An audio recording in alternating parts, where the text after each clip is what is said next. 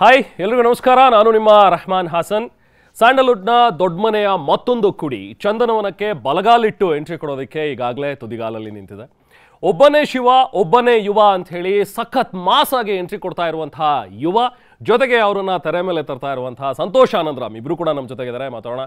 ನಮಸ್ತೆ ಇಬ್ರಿಗೂ. ನಮಸ್ಕಾರ. ಹೇಗಿದ್ದೀರಿ? ಚೆನ್ನಾಗಿದ್ದೀನಿ, ನೀವ್ ಹೇಗಿದ್ದೀರಾ? ಫಸ್ಟ್ ಸಿನಿಮಾ ಬರ್ತಾ ಇದೆ 29th ಮಾರ್ಚ್. ಹೌದು. ಸೊ ಬಟರ್ಫ್ಲೈಸ್ ಹೋಟೆಲ್ ಗೊತ್ತಾಗ್ತಿಲ್ಲ ಆಕ್ಚುಲಿ, ಏನೇನೋ ನಡೀತಾ ಇದೆ ಒಳಗಡೆ. ಓಕೆ. ಬಟ್ ಅಂದ್ರೆ ಕಾಯ್ತಿದ್ದೆ ಈ ಆಪರ್ಚುನಿಟಿಗೋಸ್ಕರ. ಕೊನೆಯ ಹತ್ರ ಬರ್ತಿದೆಯಲ್ಲ, ಜಸ್ಟ್ ವೇಟಿಂಗ್. ಓಕೆ. ಸೊ ಈ ಜಾಗಕ್ಕೆ ಬಂದಾಗ ಒಂಥರ nostalgic feeling. I think Yuvarathna ಟೈಮಲ್ಲಿ ನಾವಿಲ್ಲೇ ಇಂಟರ್ವ್ಯೂ ಮಾಡಿದ ಅಪ್ಪು ಸರ್ನ. So very unfortunate, but Appu sir is there. ಹೌದು. ಸೊ ನಾವೆಲ್ಲೇ ಮೂವ್ ಆಗಲಿ ನಮ್ಮ ಜೊತೆಗೆ ಒಂದು ಶಕ್ತಿಯಾಗಿ ಬಹುಶಃ ಅಪ್ಪು ಸರ್ ನಮ್ಮನ್ನು ಪ್ರತಿ ಹಂತದಲ್ಲೂ ಇದ್ದಾರೆ ಅನ್ಸುತ್ತೆ. ನಮ್ಮನ್ನು ಗಾರ್ಡ್ ಮಾಡ್ತಾ ಇದ್ದಾರೆ, ಗೈಡ್ ಮಾಡ್ತಾ ಇದ್ದಾರೆ ಪ್ರತಿಯೊಂದು ಹಂತದಲ್ಲಿ ಅನ್ಸುತ್ತೆ. ಸೊ ವಾಟ್ ಯು ಫೀಲ್ ಅನ್ನ? ಇಲ್ಲ, ನೀವು ನಿಜ ಹೇಳಿದ್ರೆ ಮನೆ, ಯಾಕಂದ್ರೆ ಲಾಸ್ಟ್ ಟೈಮ್ ನಾವಿಲ್ಲಿ ಭೇಟಿ ಆಗಿದ್ವಿ ಅವ್ರ ಜೊತೆ.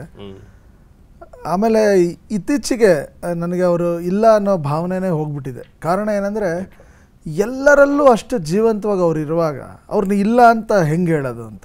Is omnipresent, everywhere he's. ಅಂದರೆ ಒಂದು ನಗುವಿನಲ್ಲಿದ್ದಾರೆ, ಒಂದು ಸೇವೆಯಲ್ಲಿದ್ದಾರೆ, ಒಂದು ಚಿತ್ರರಂಗದಲ್ಲಿ ಇವತ್ತು ನೋಡಿ ಯಾರೇ ಸಿನಿಮಾಗಳು ರಿಲೀಸ್ ಮಾಡಿದ್ರು, ಟ್ರೈಲರ್ ಮಾಡಿದ್ರು, ಅವ್ರ ವಿಷಯ ಮಾತಾಡ್ತಾರೆ. ಆಮೇಲೆ ಎಲ್ಲರಿಗೂ ಬ್ಯಾಕ್ ಬೋನ್ ಆಗಿದ್ರು, ಒಂದು ಸಪೋರ್ಟ್ ಆಗಿದ್ದರು, ಎಲ್ರಿಗೂ ರೀಚಬಲ್ ಆಗಿದ್ದರು. ಸೊ ಆ ನಿಟ್ಟಿನಲ್ಲಿ ಅಪ್ಪು ಸರ್ ಇತ್ತೀಚೆಗೆ ನಂಗೆ ಇಲ್ಲ ಅನ್ನೋದು ಭಾವನೆ ಹೋಗ್ಬಿಟ್ಟಿದೆ.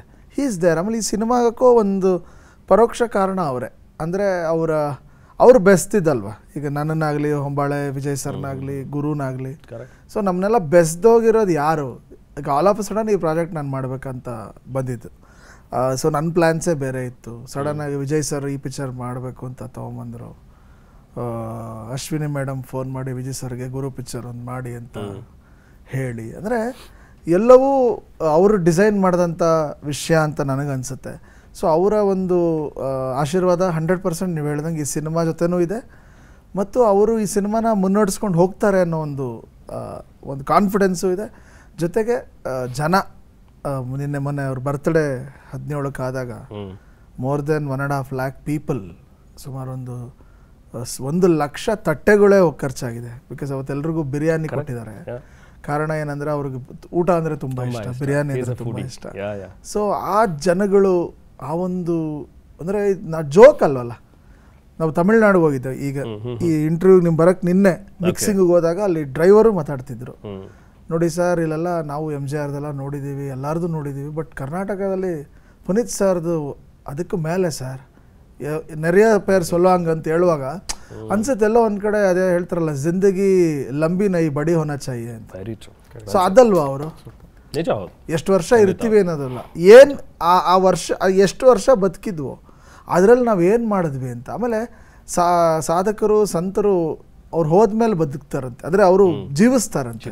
ಈಗ ನೋಡಿ, ಅವರು ನಮ್ಮಂಥ ಎಷ್ಟೋ ಕೋಟಿ ಜನಗಳಲ್ಲಿ ಅವ್ರು ಜೀವಿಸ್ತಾ ಇದ್ದಾರೆ. ಸೊ ಆ ನಿಟ್ಟಿನಲ್ಲಿ ನೋಡಿದಾಗ is an immortal soul and he is omnipresent. No doubt. So I am feeling his presence. ಈಗ ನೀವು ಜ್ಞಾಪಿಸಿದಾಗಂತೂ ಇನ್ನೂ ಅನಿಸ್ತು ನನಗೆ. And Appu sir is always with us. ನೀವು ಬರ್ಡೇ ಹೇಳಿದಾಗ ನನಗೆ ನೆನಪಾಯ್ತು, ಎಲ್ಲವೂ ಪಾಸಿಟಿವ್ಸ್ ಹೇಗೆ ಕನೆಕ್ಟ್ ಆಗುತ್ತೆ ಅಪ್ಪು ಸರ್ ಜೊತೆ ಅನ್ನೋದಕ್ಕೆ. ಮೊನ್ನೆ RCB WPL ಗೆದ್ದಾಗ ಯುವರತ್ನದಲ್ಲಿ ಹೊಡೆದಿರುವಂಥ ಒಂದು ಡೈಲಾಗ್ ಎಷ್ಟು ಚೆನ್ನಾಗಿ ಮ್ಯಾಚ್ ಆಗುತ್ತೆ ಅಲ್ವಾ? ಸೂಪರ್ ಅನ್ಸ್ಬಿಡುತ್ತೆ ನನಗೆ. ಹೌದು, ಅಂದರೆ ಪ್ರಾಬ್ಲಿ ನೋಡಿ, ನೇಚರ್ ನೋಸ್ ಯಾರ ಮೂಲಕ ಏನು ಹೇಳಿಸಿದ್ರೆ ಅದೇನಾಗತ್ತೆ ಅನ್ನೋದು ಎಲ್ಲವೂ ನಮ್ಕಿನ್ನ ಹೆಚ್ಚು ಮೇಲಿರೋನು ಗೊತ್ತು. ಸೊ ಅವ್ರ ಮೂಲಕ ಏನೇನು ಮಾಡಬೇಕು ಎಲ್ಲವನ್ನು ಮಾಡಿಸ್ಬಿಟ್ಟಿದ್ದಾನೆ ದೇವರು.